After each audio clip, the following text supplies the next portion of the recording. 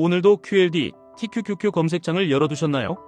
어제는 안 샀는데 오늘은 오를 것 같고, 오늘은 샀는데 내일은 떨어질 것 같고, 그래서 마음이 하루에도 몇 번씩 흔들립니다. 주식이 어렵다는 말, 사실 틀린 말이 아닙니다.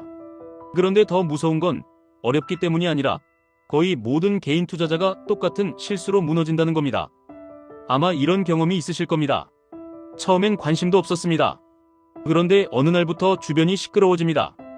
회사 점심시간에 단톡방에서, 유튜브 알고리즘에서 다 같은 이름을 말합니다. 그리고 마지막 결정타는 이런 말입니다. 지금 안 타면 끝난다. 그 순간 손이 먼저 움직입니다. 사실은 종목을 산 게 아니라 분위기를 산 겁니다. 그 다음부터는 마음이 아니라 계좌가 당신을 끌고 다닙니다.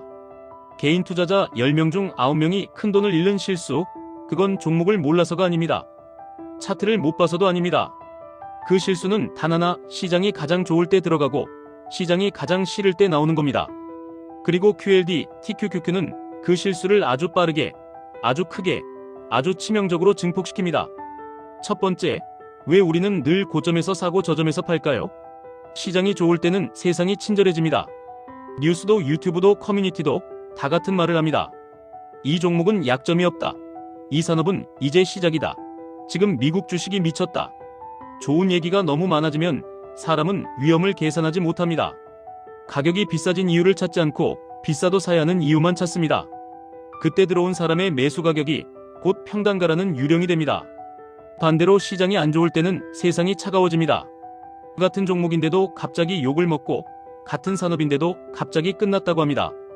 손실이 커질수록 정보는 줄고 소문은 늘어납니다. 그래서 우리는 할인이라는 단어를 잊어버립니다. 할인이라면 사야 하는데 공포라면 도망가야 한다고 배운 것처럼 움직입니다. 결국 비싼 사과를 10,000원 주고 사고 싸진 사과를 헐값에 던집니다. 이게 반복됩니다. 두 번째, 주식은 투자라기보다 매매에 가깝다는 말이 있습니다. 이 말이 불편하게 들릴 수도 있습니다. 하지만 의미는 간단합니다. 상장된 주식을 산다는 건 누군가가 이미 가진 주식을 내가 사는 겁니다. 그 가격은 기업의 실력만으로 결정되지 않습니다. 수급, 분위기, 욕망, 공포, 그 모든 게 섞여서 결정됩니다. 그래서 좋은 기업을 산다고 끝이 아니라 좋은 가격에 사야 끝이 납니다. 좋은 기업을 비싸게 사면 좋은 기업이 당신을 구해주지 못합니다. 가격이 이미 미래를 다 반영해버렸기 때문입니다. 여기서 QLD, TQQQ를 연결해 보겠습니다. QLD, TQQQ는 나쁜 상품이 아닙니다. 문제는 사람의 습관입니다. QLD, TQQQ는 규칙 없이 들고 있으면 폭탄처럼 느껴지고 규칙이 있으면 부스터처럼 작동합니다. 왜냐하면 레버리지는 당신의 감정을 확대하기 때문입니다. 조금만 오르면 더 사고 싶어지고 조금만 빠지면 던지고 싶어집니다. 즉 레버리지는 수익을 키우기 전에 실수를 키웁니다. 그래서 QLD, TQQQ는 종목이 아니라 운영입니다. 세 번째, 평단과 유령을 끊어야 합니다. 많은 분들이 이렇게 생각합니다. 내 평단만 오면 판다. 이 말이 시작되는 순간 당신의 기준은 시장이 아니라 과거가 됩니다. 그 사이 주가는 오르내리고 기회는 오고 가는데 당신은 아무것도 못합니다. 평단에 도달하기 직전까지 왔다가 다시 떨어지는 구간에서 사람은 가장 크게 흔들립니다. 결국 손절도 못하고 익절도 못하고 시간만 버립니다. QLD, TQQQ에서 이 패턴은 더 잔인합니다. 변동이 크니 멘탈이 먼저 무너집니다. 그럼 기준을 뭘로 바꿔야 할까요? 정답은 가격입니다. 가격이 비싸면 덜 사고 가격이 싸면 더 사는 것. 단순하지만 이 단순함을 못 지키니까 돈을 잃습니다. QLD, TQQQ를 한다면 더더욱 단순해야 합니다. 예를 들어 QQQ가 단기 평균선 아래로 내려올 때, 그때 QLD, TQQQ를 분할로 담습니다. 반대로 시장이 과열되고 전고점 근처에서 욕심이 올라올 때, 그때 QLD, TQQQ의 일부를 열매로 따야 합니다. 여기서 중요한 건 맞히는 게 아니라 반복하는 겁니다. 한 번의 천재성이 아니라 100번의 평범한 규칙이 계좌를 살립니다. 네 번째, 열매를 따지 않으면 다음 기회가 없습니다.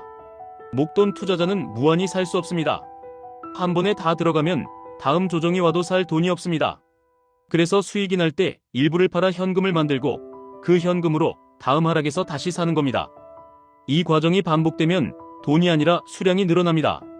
수량이 늘면 같은 상승에서도 파이가 더 커집니다. 이게 진짜 복리입니다. 복리는 숫자가 아니라 습관입니다. 수익이 나도 일부는 남기고 하락이 와도 일부는 산다. 이 리듬이 복리를 만듭니다. 다섯 번째, 분할 매수와 분할 매도는 감정의 브레이크입니다. 처음부터 끝까지 한 번에 결정하면 당신의 결정은 항상 감정과 붙어버립니다. 그래서 5번으로 나누는 겁니다. 첫 번째는 확인 매수입니다. 내가 지금 가격을 받아들이는지 점검합니다. 두 번째는 하락을 환영하는 매수입니다. 공포가 오면 기회가 오도록 설계합니다. 세 번째는 평균을 만드는 매수입니다. 여기서부터는 감정이 아니라 계획입니다. 네 번째는 심리를 꺾는 매수입니다.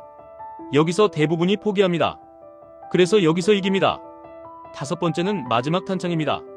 마지막은 언제나 무겁습니다. 그래서 미리 규칙으로 정해둡니다. 매도도 똑같습니다. 조금 올랐다고 전부 팔지 않고 더 오른다고 전부 들고만 있지도 않습니다. 비중이 늘어난 만큼만 조금씩 따서 다음 기회를 위한 연료를 남깁니다.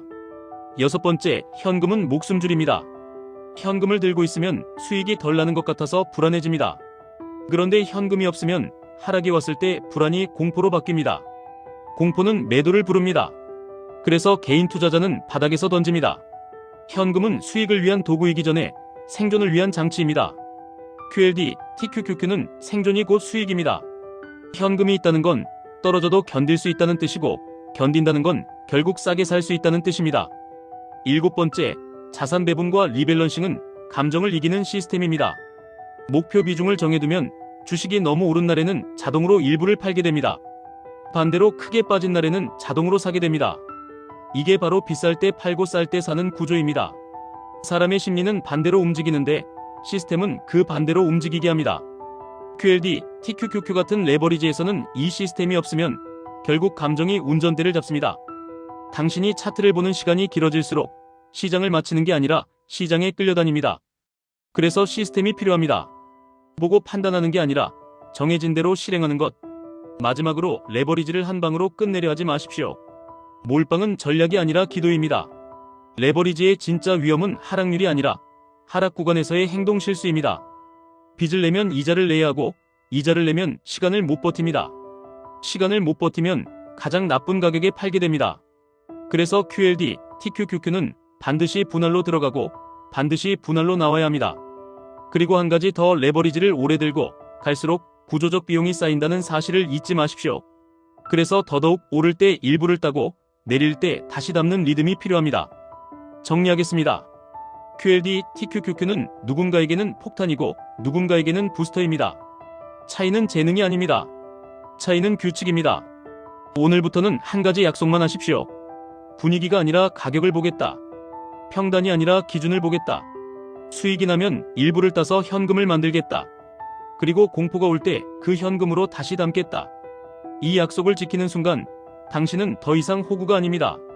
시장이 친절할 때 흥분하지 않고 시장이 차가울 때 도망가지 않는 사람, 그 사람이 QLD, TQQQ로 살아남고 결국 이깁니다. 투자 판단과 책임은 본인에게 있습니다. 하지만 규칙은 오늘부터 만들 수 있습니다. 그리고 그 규칙이 당신의 미래를 바꿉니다.